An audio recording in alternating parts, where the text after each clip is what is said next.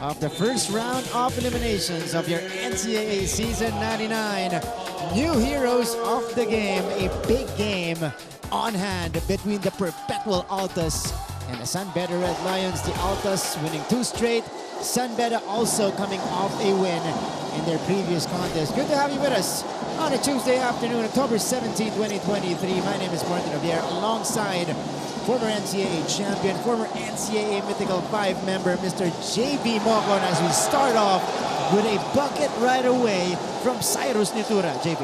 Yung talaga kailangan gawin ng mga Perpetual is to attack the paint kasi medyo may disadvantage itong mga big men ng San Beda kasi much quicker itong Perpetual Altas. But you see Perpetual trying to match up with the height of San Beda, opting to start with JP Bural, who did not see action against Letran. Ito si JP. Usually it's John Abis na nagsisimula rin para sa Perpetual. But again, Coach Mike with a major adjustment in the starting unit habang ang nagpabalik na si Coach Yuri Escueta sticking with his staple 5.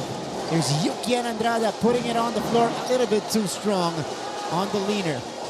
They swing it to the corner.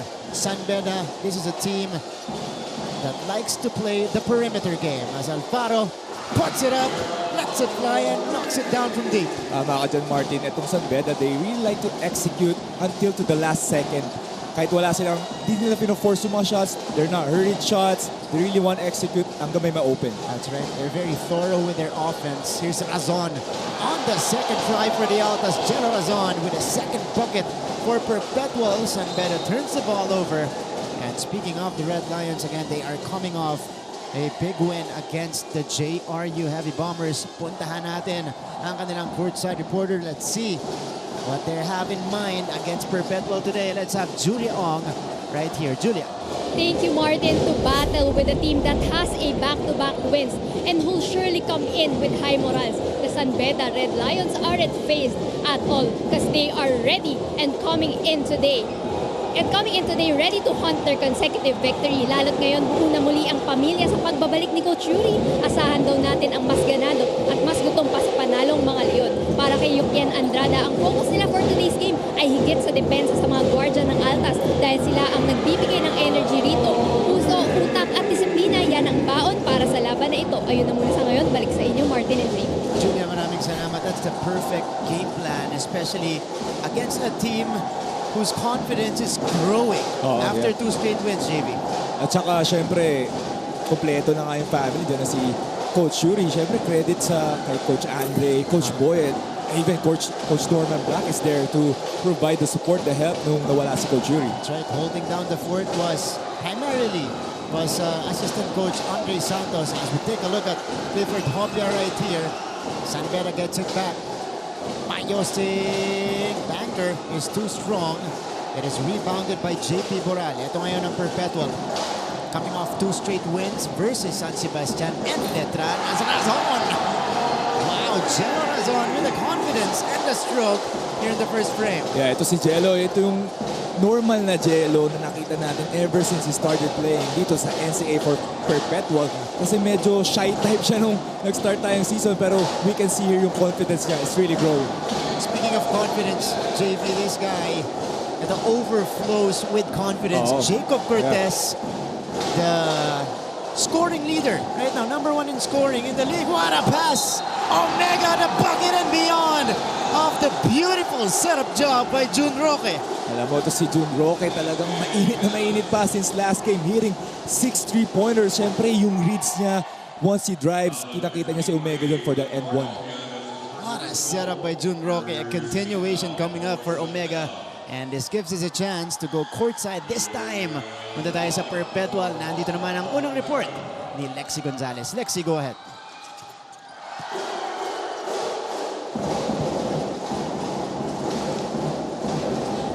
The Perpetual Altas are in a high right now after bagging 2 consecutive wins. Nakausap ko nga si Coach Mike sa gigit kanina at sabi niya na beating the 3-peat champion Letran by 15 points ay sweet victory para sa mga Altas. Dagdag pa niya, and I quote, na that is the first time we beat Letran for a long time. Kahit na sabihing si Letran ay slumping, pero all their games, puro close fight. So yung nagawa namin against Letran ay magandang baon for today's Beda game. Naikwento pa ni Coach Mike na pagkagising niya kanina, di pa man siya humaharap sa salamin, ay na-imbibe na niya ang kanilang mantra ngayon na seriousness and fierceness. Kumbaga, in character at ready to win na si Coach Mike with the Perpetual Altas. Kayo naman, Martin and JV, kamusta ang gising nyo? Okay naman, Lexi. Maganda. Maganda naman. Gising namin. Sabi namin dito, maganda. The joke lang. Maganda talaga ang gising namin. Pero, that's the mindset now for the Perpetual Altas for them to continue this winning streak, JV. Yeah. Siyempre, ang laking confidence builder, yung matalo niya yung team na hindi niya matalo-talo in the previous seasons in Letran. And now, you're facing their arch rivals. Tama yan. No matter what, kung anong standing nila. Kasi pag naka-circle yun sa schedule mo, yung mga ganong teams So once na matalo mo sila, ibang klaseng confidence. At the same time, denying them for their first win. That's right. First deadlock of the game. Meantime, we have a timeout called by Coach Mike Sakigat. Almost halfway done here in the first.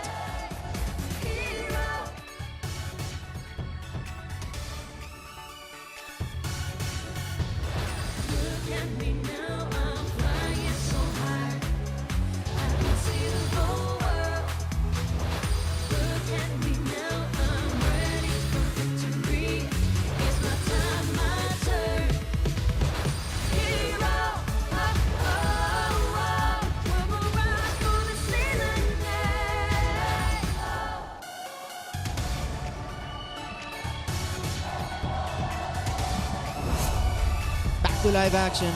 Pero bago tayo magpatuloy dito sa ating first quarter, let's check out the premise of this game. San Beda 4-2 right now. Perpetual trying to get into that mix, into that Final Four race with a victory here against San Beda. Siyempre, to San Beda, they really need this win kasi it's gonna separate them from, staying on the Final Four. Ito nakita natin at the same time for the Perpetual. They really need to catch up kasi dikit-dikit talaga nasa gitna. Di natin alam anong pwede mangyari. Ito yung early performance, early production coming from Jello Razon.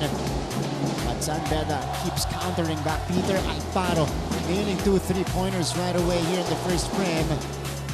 Again, we are all squared up. 10 apiece. Magandang matchup yan. Jello Razon. Kita natin with Peter Alfaro. Dalawang shooters. Dalawang who can create. Alfaro this time couldn't connect. We continue the action here in the first frame. Ayosing Mintes din yung putback. And here comes Razon. Jello the stop and pop. Left it short. Aggressive start here for Jello and we want to see him more aggressive. At the same time, last game yung nagkulang is si Cyrus Nitura yung nagkulang yung last game. Pero panalo pa rin sila. Panalo pa rin, yeah. Cortez, that one rims out. Nitura was struggling to say the least in their previous game against Letran. He shot only 1 out of 10 in that game and limited minutes because nga nagkakalas siya on that game. Pero we know naman Cyrus, he can really bounce back. Nakita natin kanina, JV, yung early log jump natin sa team standings natin. We have a lot of teams at 4-3 record. Yung mga nasa taas nila, only separated by maybe half or 1 full game. Nasa baba nila, ganun din yung separation. It's been tight here in the first round and the games have been unpredictable, James. Oo, yun nga eh. Ang sinasabi natin, upset. Pero as of now, parang di na upset eh. Kasi parang sobrang balance lahat ng teams. Hindi natin alam kung sino pwede matalo, sino pwede manalo. Kasi dati may mga teams ka na, ano na yan, sa win column na yan. Pero this time, wala nang ganun. Kumbaga, di pa nagsisimula, ilista mo na, no? Oo. Ngayon, wala tayong guarantee.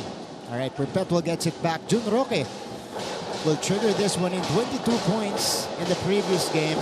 He turns 22 years old today, October 17. 22 points, 22 years old. Happy birthday dito kay Jun Roque. Magic number, 22 for June. And he's hoping for a gift in a form of a win for Perpetual as Viser gets called for the whistle here in a tangle-up moment with Mark Denver Omega. Ito, 2 physical big men. Oo, yeah. Natin to see Viser denying Ito si Omega. Omega, great acting job. Pinakita niya sa referee, nakataali si Buser sa kanya. Quickly checking in for San Beda is the Phil-Canadian first-year player in Jomel Puno, who had a solid outing Yeah. against JRU. He scored 9 points off the bench. He has been a revelation. As we can see here, Jun Roque, 3 points tuloy-tuloy. Diba? Grabe. Before the game, last game nila, he shot only 4 3-pointers. And then yun nga, naka 6 3-pointers siya next game. So, shot 10 na this season.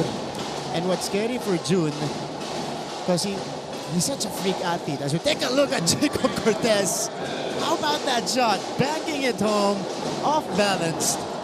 Oh, speaking of freak athlete, low-key, ito si Jacob Cortez na very athletic. Yung mga ganun tira, mahirap yun.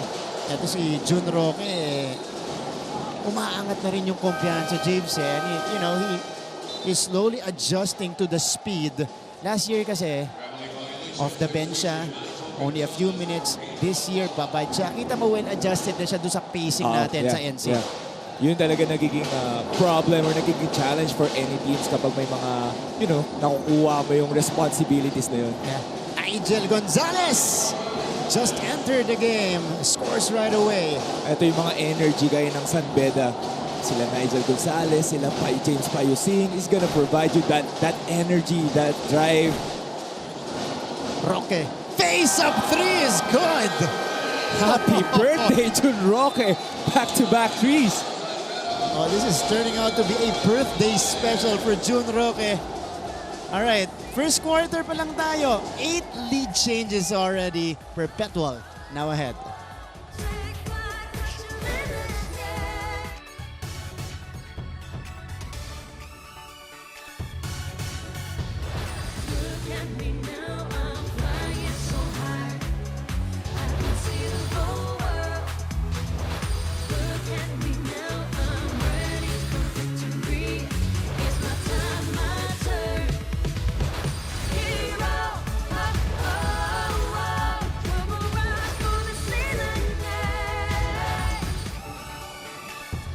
We're back to the coverage.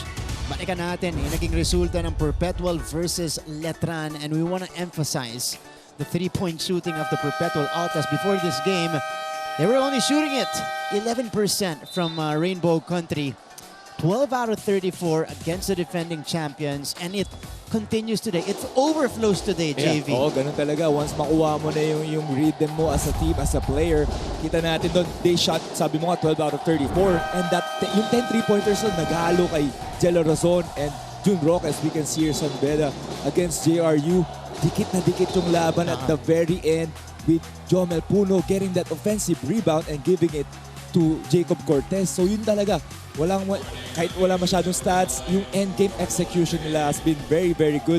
At the same time, the way they responded, nawala si Coach Yuri dito kay Coach Andre. Tama ka dyan, JV. Endgame execution. Bago yung laban against JRU. Doon nagka-problema ang San Beda versus the LPU Pirates. Pero nagawa nila yun against a very tough and pesky JRU team. Ito naman Perpetual Altas. This is a quote-unquote new team we're seeing on the floor because of their three-point shooting. They're starting to connect from the outside. Iba talaga yung confidence nila. Siyempre, started by June Roque in that back-to-back. Please kita mo naman yung the way he shoot the ball, yung stroke niya. Very confident on his shot.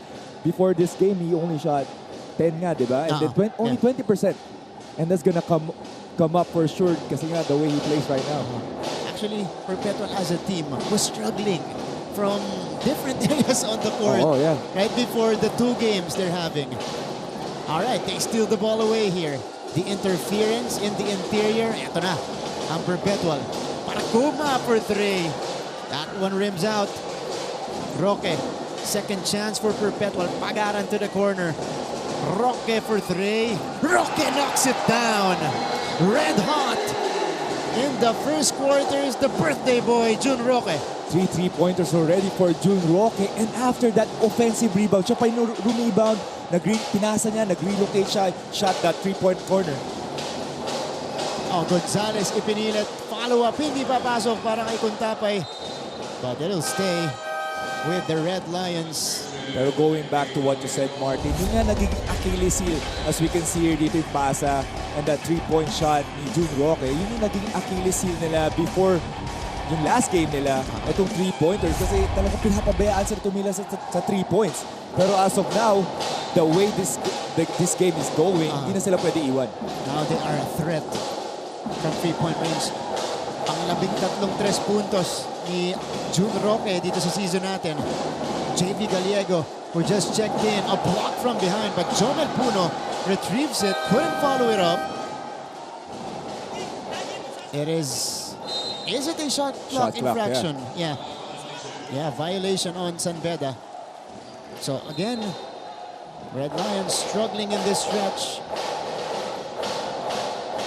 It's been a 9-4 run. We were 10-all earlier, James. That was our first deadlock. Ever since that, Perpetual na, pinananaig. Here's June Roque. Hot hand here in the first. Roque, the step back three. He's got the confidence. This time comes up short. Bit of a heat check right there for June. Pagaran surveys. Back to his point guard. 6 to work with for Paracuma. Pagaran. Contested three is too strong. Jomen Puna collects. San Beda does not have the numbers, but ball will be tapped outside. Ito kita natin yung depensa ng San Beda, switching ball screens. So we can see here, and ang ganda ng recovery nila kapag may mga mismatches, may mga triple switches on the paint. Ito, substitution muna tayo. Razon papasok para kay June Roque. 1 minute 22 left in the first frame. 19-14 lead for the Altas so far. There's Nigel Gonzalez. Gallego. Dinidikitan ni Parcuma. What a pass. Viser. Staying patient down low. He is able to fish a foul. Nice pass there by JD Gallego. I was about to say, medyo masikip ang spacing and execution ng San Beda. Pero on that possession, that's a great pass and great fake also here by Viser. Grabe naman yung bounce pass na yun through the eye of the needle for JV Gallego, who hasn't gotten much playing time here in season 99. But we know he is a prolific scorer as Viser misses on the first free throw. Pero also Martin is a great reliever para dito kay Jacob Cortez. Once si Jacob sits down, he's gonna come to the court and then he's gonna bring that energy, that playmaking din na binibigay ni Jacob Cortez. 1 out of 2 for Alex Viser. You're right. At bukod sa playmaking, alam natin JV Gallego is a gifted scorer. Oo naman, oo Diba? naman. So yun din yung dinadala niya off the bench. There's Jerry Razon. Siya ngayon. Nagbaba para sa Perpetual. They swing it to the other side. Jericho Nunez is now the big man on the floor for the Altas. Razon. Jello pulls the trigger. Hits the back iron. And that's going to be a foul on Carlo Ferreras. Hold on. Hindi, JV Gallego ang tatawagan. Bola ng Perpetual. 52 and change here in the first frame. Jello Razon triggers this one in. Razon with 5 points in the first frame. Handoff, Ferreras baseline J. Masyado malakas. Puno secures it. Puno loses it. Picked up by Ferreras. Ball is tapped around, ending up with Avis all day.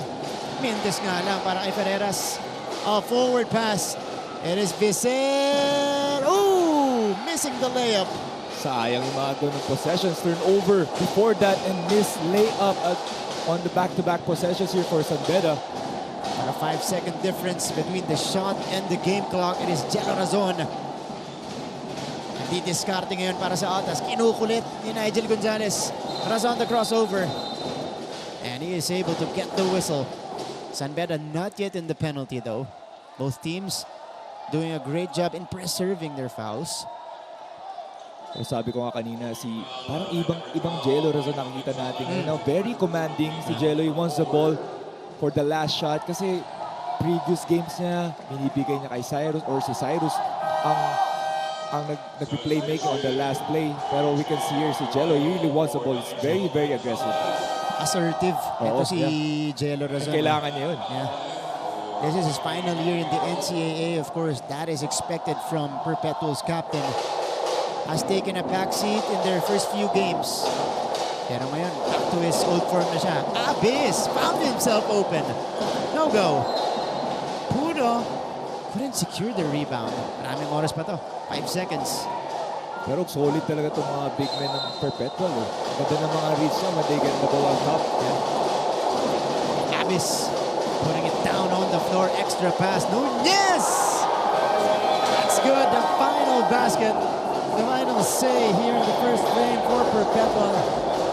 And they extend their lead 21-15. Their biggest of the game at the end of the first.